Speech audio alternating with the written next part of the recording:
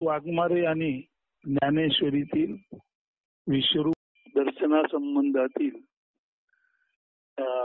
उपमा उत्प्रेक्षा अनेकानेक अलंकार दृष्टांत यांनी भरलेल्या ओव्या वाचून दाखवल्या आणि ते विश्वरूप दर्शनावर संबंधित विवेचन असलं तरी अर्थातच ते सगुण साकार मिळून एकच ब्रह्म आहे असं सांगणार द्योतक विवेचन सुद्धा आहे. परंतु हे सर्व समजून घेताना आपण अर्जुन आणि कृष्ण आणि एकंदरीत महाभारतामध्ये आलेली गीता आणि ती व्यासाने अर्जुन आणि कृष्ण यांच्या तोंडून एकमेकाला प्रश्नोत्तर रूपी संवादातून लिहिलेली आहे याचं नेमकं मर्म समजून घेऊया. ध्यानात घ्यायची गोष्ट अशी आहे की संपूर्ण उपनिषदीय तत्वज्ञान हे वेदांमध्ये आणि खऱ्या अर्थाने वेदांतामध्ये म्हणजे वेदाच्या शेवट उपनिषदीय भागामध्ये जे मांडलेलं आहे ते अत्यंत मौलिक तत्वज्ञान व्यासाना सांगायचं होतं, प्रतिपादन करायचं होतं आणि त्या तत्वज्ञानाच्या भूमिकेतून किंवा त्या तत्वज्ञानाच्या भूमिकेतून मांडताना ते तत्वज्ञान लोकांना सहजासहजी एकत्रपणे उपलब्ध व्हावं या दृष्टीने ते तत्वज्ञान 18 अध्यायामध्ये प्रत्येक अध्यायाला योग म्हणून सांगितलं गेलेलं आहे. अर्थात हे सांगताना काहीतरी निमित्त हवं. ते निमित्त म्हणजे महाभारत युद्धाचं आणि त्याचं दुसरं निमित्त म्हणजे काय, युद्ध करताना आयत्या वेळेला अर्जुनाला जाणवलं की आपण आपल्या बाणाने आपल्या बांधवांना विद्ध करणार आहोत, त्यांना मरणप्राय यातना देणार आहोत, नव्हे त्यांना मृत्यूच्या घरी पाठवणार आहोत. त्यामुळे अर्जुनाच्या मनात आपण क्षत्रिय आहोत, पण क्षत्रिय असताना आपण आपल्या बांधवांनाच मारणार असू तर ते मारणं अनुचित आहे असं वाटलं आणि त्याला आपण युद्ध करू नये असं वाटलं.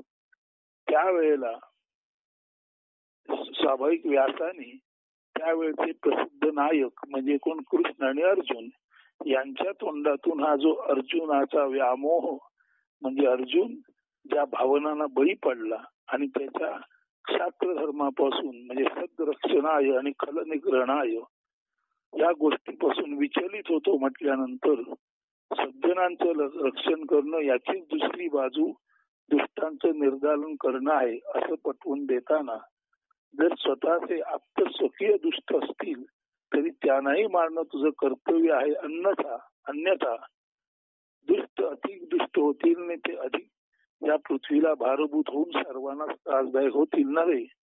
तू जर शस्त्रत्याग केलास तर ते मुळातच अविचारी असल्यामुळे त्यांना ऐच्छिक संधी गावेल आणि तू शस्त्र टाकल्यामुळे अनायसे तू त्यांच्याकडून मारला जाशील आणि एक अप्रतिम योद्धा जो सज्जनांचं रक्षण करू शकतो आणि दुर्जनांचा नाश करू शकतो त्या योद्ध्याद्वारे घडणारं ईश्वरी कार्य परिपूर्तीसाठी जायला पाहिजे तसं जाणार नाही. हे समजून अर्जुनाला कृष्णाने प्रथम सांगितलं की बाबा रे, तुला जे वाटतं हे सगुण निर्गुण, सगुणातली भक्ती किंवा सगुणातलं प्रेम, नेहमी सगुण म्हणजे आकारात जे येतं त्याच्याबद्दलच प्रेम असतो, त्याच्याबद्दलच हेवा असतो, द्वेष असतो, मत्सर असतो, सर्व द्वेष मत्सर घृणा प्रेम करुणा सर्व काही सगुणाबद्दलच असतं. त्यामुळे तुला दया निर्माण झाली ते तुझे भाऊ आहेत म्हणून आणि जर तू युद्ध त्याग केलास तर शेवटी ते दुष्ट आहेत त्यांना न मारल्याचं पाप तुझ्या माती येईल म्हणजे शास्त्र धर्म न पाळल्याचं पाप तुझ्या माती येईल. इतकंच नव्हे तर तू मात्र हकनाक त्यांच्यावरून मारला जाशील आणि अनायसे युद्धाद्वारे दुष्टांचं निर्दालन करून उर्वरित सुष्टांचं पालन करण्याची उत्तम क्षत्रियाला मिळालेली संधी तू गमावशील. हे सर्वथा अनुचित आहे म्हणून तू स्वधर्म सोडू नकोस. आणि तेव्हा त्याने सांगितलेलं आहे स्वधर्मे निधनम श्रेया परधर्म भयावहा. नाही तू युद्ध करता करता जरी मेलास यदा कदाचित निधन झालं तुझं तरी ते श्रेयस्कर आहे, परंतु परधर्म भयावा. परंतु क्षात्र तेज आहे, क्षात्र वृत्ती आहे, क्षात्र धर्म आहे, त्याचा हेतू सज्जन रक्षण आणि दुर्जन निर्दालन आहे, हा इतका उत्तम हेतू असताना जर तू युद्ध त्याग केलास तर तू तुझा धर्म सोडलास नाही, परधर्म स्वीकारलास आणि तू युद्ध त्याग केल्यामुळे तू मरशील, परधर्म स्वीकारल्यामुळे तू मरशील आणि परधर्म स्वीकारल्यामुळे मेलास म्हणजे सज्जन रक्षण आणि दुर्जन संवारण हा योग्य धर्म टाकलास आणि केवळ युद्ध हत्या करतो या एकांगी भीतीमुळे जेव्हा तू तुझा स्वधर्म टाकतोस तेव्हा नुसत्याच भीतीपोटी नुसत्याच भावनेपोटी तू दुष्टांना जर संरक्षण देणार असशील तर त्या कारणाने दुष्ट अधिक दुष्ट होणार असतील आणि पृथ्वीची परिस्थिती आता आहे त्याहून अधिक भयावह होणार असेल तर ते तुझं कर्म परधर्म स्वीकारणे म्हणजे योग्य तो सदरक्षण खलनिग्रहण हा क्षात्रधर्म टाकणे म्हणजे स्वधर्म टाकणे आणि परधर्म म्हणजे अवाजवी दया माया क्षमा याच्या नादी लागून सर्वांनाच संकटात टाकणं आहे. तेव्हा तुझा स्वधर्म सदरक्षण आणि खलनिग्रहण हा टाकून जर तू परधर्म केवळ आणि केवळ दया क्षमा शांती माया हा स्वीकारलास तर स्वधर्म टाकल्याने तर तू मरणारच आहेस, पण स्वधर्म टाकणं म्हणजेच दया माया मोह हा परधर्म स्वीकारणं मूर्खतेच्या अधीन होणं आणि तिथे जेव्हा तुझं निधन होईल तर ते निधनही सर्वार्थाने तुला वाईट गतीलाच प्राप्त करून देईल. अशा अर्थाने क्षत्रियाने आपलं सदरक्षण आणि खलनिग्रहण हा धर्म टाकणं हे चूक आहे. जरी युद्ध करता करता तू मेलास तरी स्वधर्मे निधनम श्रेय हा तुझा धर्म पाळता पाळता तू गेलास तरी ते श्रेयस्कर आहे. पण तू तुझा धर्म म्हणजे सदरक्षण आणि खलनिग्रहण या धर्मासाठी त्याच्या पालनासाठी जर तू शस्त्रच उचललं नाहीस तर मात्र तुला जो मृत्यू येईल तो मृत्यू सुद्धा नेहमीच्या मृत्यूपेक्षा अधिक यातनादायी नव्हे तुला नरकाची गती प्राप्त करून देणारा ठरेल. अशा पहिल्या मुद्द्यातून त्याने प्रथम अर्जुनाला युद्ध सन्मुख करायला प्रयत्न केला आणि परत एका ठिकाणी तो म्हणतो हतो वा प्राप्यसी स्वर्गम जित्वा वा भोक्षसे महिम तस्मात उत्तिष्ठ कौंतेय युद्धाय कृतनिश्चया. जर स्वधर्म पालन करता करता जर तू यदाकदाचित पराभूत झालास मृत्यूला पावलास तरी सुद्धा तुला स्वधर्म पालन केल्यामुळे स्वर्ग मिळेल आणि जर तू जिंकलास तर हरलास तर स्वर्ग सुख मिळेल, गेल्यानंतर स्वर्ग सुख मिळेल आणि जिंकलास तर येथील पृथ्वीवरच्या सुखाचा तूच विजेता असल्यामुळे तूच मालक होशील असं सांगून त्याला युद्धाला प्रवृत्त करण्याचा त्याने प्रयत्न केला. पहिला प्रयत्न जो आहे तो स्वधर्म पाळ हे महत्वाचं. दुसरा प्रयत्न आहे तू युद्ध करून जरी युद्ध करताना म्हणजे योग्य ते कर्म करताना मृत्यू पावलास तरी तुला स्वर्ग सुख मिळेल आणि युद्ध करताना तू जिंकलास तर स्वधर्माचं रक्षण केलंस, सज्जनांचं रक्षण केलंस आणि दुष्टांचं निर्धारण केलंस म्हणून युद्ध जिंकल्यानंतर विजेता म्हणून या पृथ्वीचं साम्राज्यही तुला भोगायला मिळेल असं सांगून युद्ध केल्याने नेमकं काय होईल हे फायद्याचं त्याला आमिष म्हणू नका बोट म्हणू नका पण युद्ध करून काय चांगलं घडेल हे सांगून त्याला युद्धाला प्रवृत्त करायचा प्रयत्न केला. स्वधर्म टाकलं तर काय चूक आहे हे सांगून स्वधर्म म्हणजे युद्ध करायला प्रवृत्त करायचा प्रयत्न केला. इतकेच नव्हे तर त्याला विश्वरूप दर्शन दाखवलं. आता विश्वरूप दर्शन दाखवताना त्याने म्हणजे कृष्णाने अर्जुनाला दाखवलं की हे जे दुःशासन दुर्योधनादी 100 कौरव आहेत ते त्यांच्या पापकर्मामुळे सध्या जरी जिवंत दिसले तरी पापकर्मामुळे लज्जित होऊन त्यांची अंतःकरण सबलित म्हणजे दुर्बळ झालेली आहेत आणि दुर्बळ अंतःकरणाचा माणूस आपली दुर्बलता झाकण्यासाठी अधिकाधिक शौर्याचं देखावा निर्माण करतो आणि हल्ला करून येतो. तसे तुझ्यावरही हल्ला करणारे लोक आतून त्यांच्या अनुचित कर्मामुळे मुळातच मेलेले आहेत. तेव्हा तुझ्या हे धनंजया तुझ्या शरबाणाने ते बघता बघता विद्ध होतील आणि क्षणार्धात गतप्राण होतील. तेव्हा तू केवळ बाण लाव, ते आधीच मेलेले आहेत, आधीच त्यांची गती नरकाला गेलेली आहे, हे बघ हे बघ हे बघ माले. आणि कृष्णाने आपली सहस्र शीर्ष, सहस्र बाहूच्या जोड्या, सहस्र पाद म्हणजे पायांच्या जोड्या, सहस्र डोळ्यांच्या जोड्या, सहस्त्र कानांच्या जोड्या म्हणजे संपूर्ण विश्वामध्ये हा जो विश्व पुरुष आहे तोच हा कृष्ण. आणि ही प्रत्येक माणसाला जशी 36 इंद्रिय असतात तशी सर्व माणसं मिळून जेवढी माणसं आहेत तेवढी सर्व माणसं आणि तेवढी सर्व इंद्रिय मिळून जो एक पुरुष आहे तो ब्रह्मपुरुष म्हणून आहे. आणि त्या ब्रह्मपुरुषाला स्वाभाविकच ब्रह्मामध्ये जेवढे पुरुष आहेत जेवढ्या स्त्रिया आहेत तेवढं सर्व नव्हे, पुरुष स्त्री नव्हे तर सर्व जाती प्रजाती सर्व म्हणजे ज्याला उद्भिज झाल्यानंतर जारज अंडज स्वेदज म्हणतात त्या चारही प्रकारचे सर्व पशु पक्षी प्राणी निसर्ग सर्व काही या एकाच पुरुषात आहेत हे दाखवून विश्वरूप दर्शन दाखवून मुळातच हे कौरव मेलेले आहेत. त्यामुळे तू त्याला सहज पराभव त्यांचा करू शकशील. तू तर धनुर्धर आहेस आणि वेदानाम सामवेदोम म्हणणारा कृष्ण धनुर्धरामधील आम्ही अर्जुन आहे असं म्हणतो.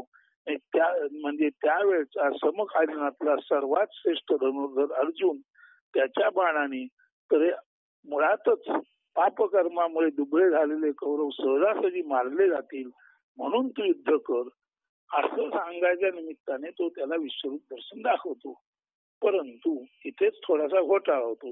विश्वरूप दर्शन दाखवलं खरं, हे कौरव आधीच मेलेले आहेत हे दाखवलं खरं. आता कौरव मेलेलेच आहेत आणि हे शूर अर्जुना तू बाण लाव आणि त्यांचा पराभव कर असं सांगून त्याला उत्तेजित करायचा प्रयत्न केला हे खरं.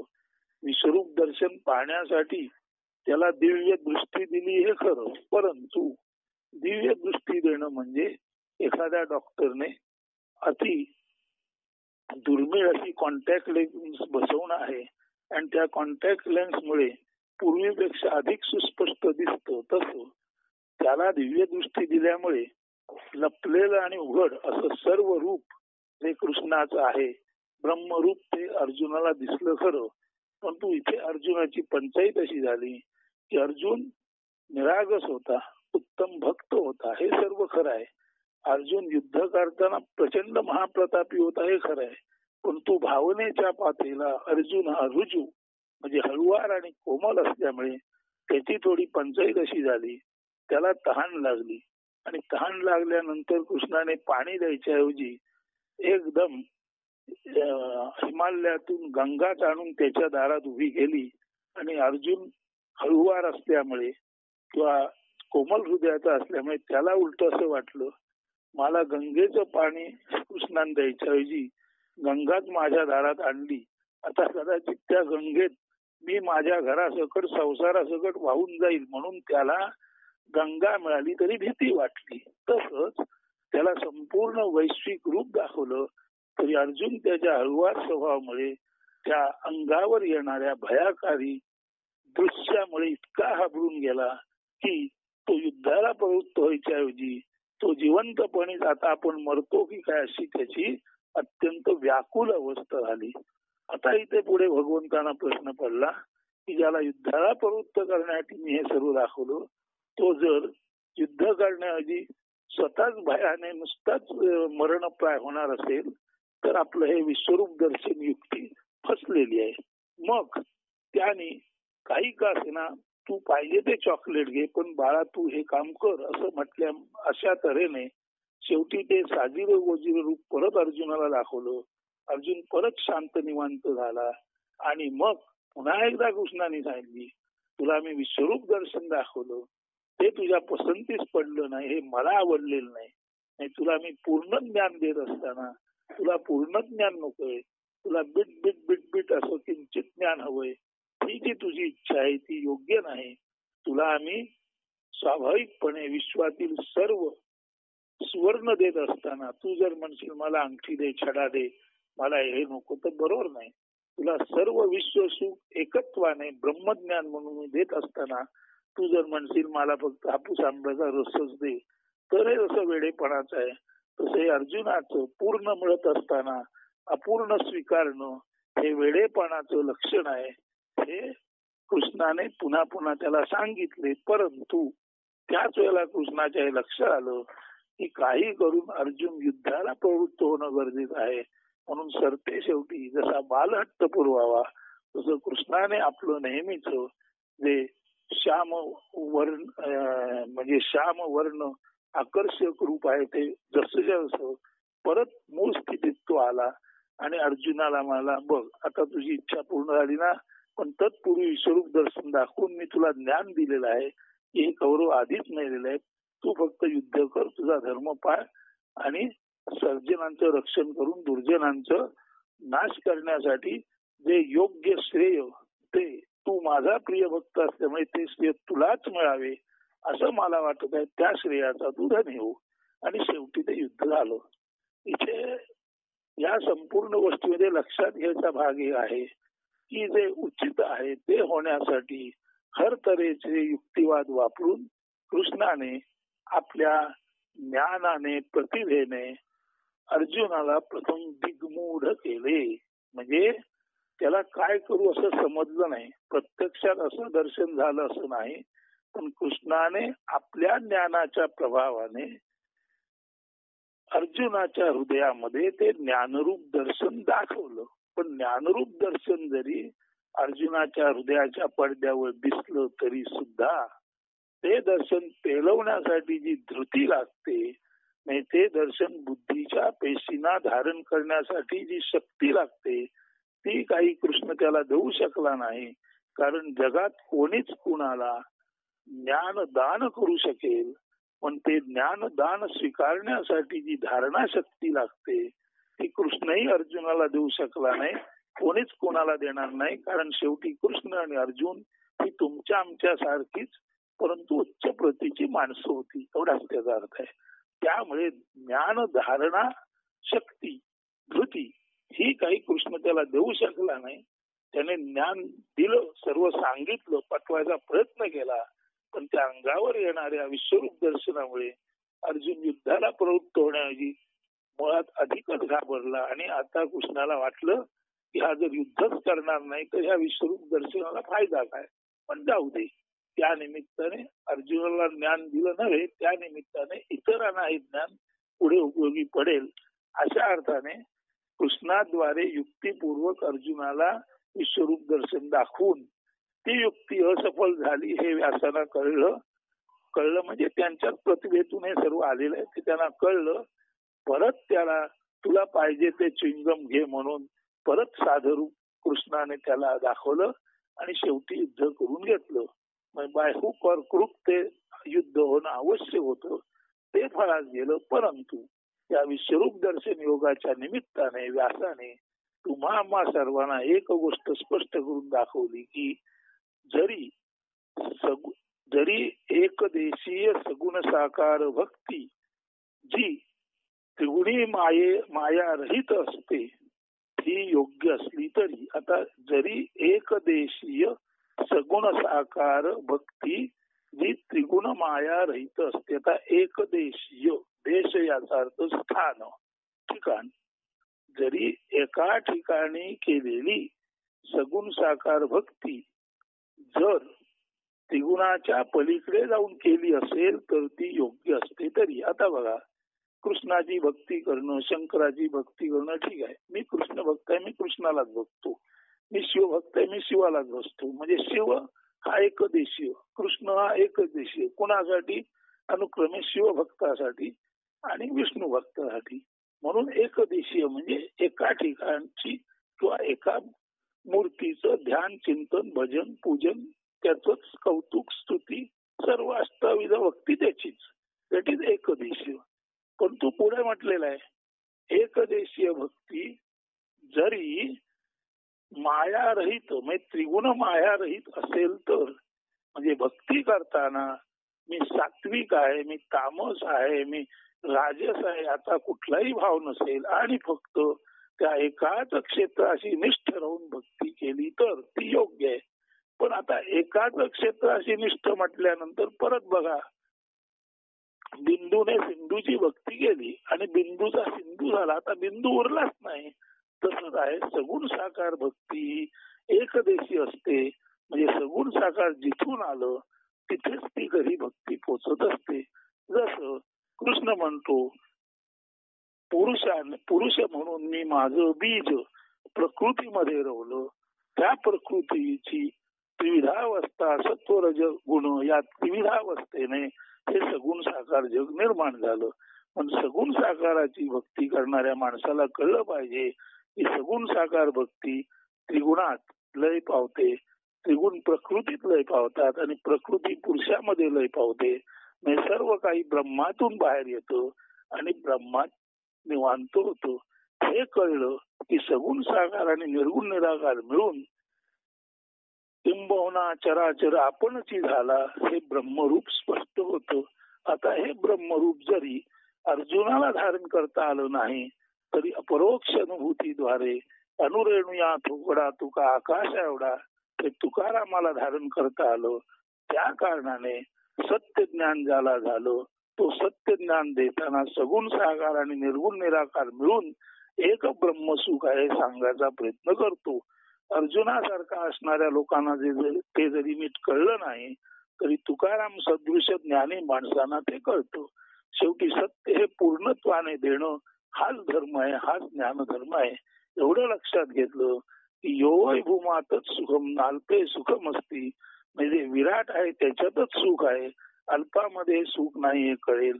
आणि अर्जुनाला संपूर्ण देऊन सुद्धा अर्जुन जर एखाद्या लहान गोष्टीचीच अपेक्षा धरत असेल तर ते अज्ञान आहे. पुन्हा पुन्हा कृष्णाने सांगितलं, परंतु तरी सुद्धा अर्जुनाला प्रवृत्त करण्यासाठी युद्धाला पुन्हा एकदा त्याने मूळ सगुण साकार रूप घेतलं असा त्याचा अर्थ आहे.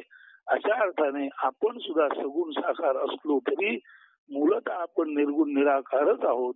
आपण अव्यक्तातून व्यक्त झालो तर सगुण साकार, परत अव्यक्तात जाऊ तर निर्गुण निराकार. म्हणजे आपलं येणं आणि जाणं ही दोन आदी आणि अंत ठिकाणं जी आहेत ती निर्गुण निराकाराचीच आहेत. अशा अर्थाने सगुण साकार भक्ती करणाऱ्याने बीज आणि वृक्ष, बीज म्हणजे निर्गुण निराकार आणि वृक्ष म्हणजे दर्शन रूप सगुण साकार, मूल म्हणजे निर्गुण निराकार आणि वृक्ष म्हणजे सगुण साकार. म्हणून दृश्य मूलम अदृश्य याच्यातील अदृश्य मूळ हे बीज आणि दृश्य झाड हे दृश्य.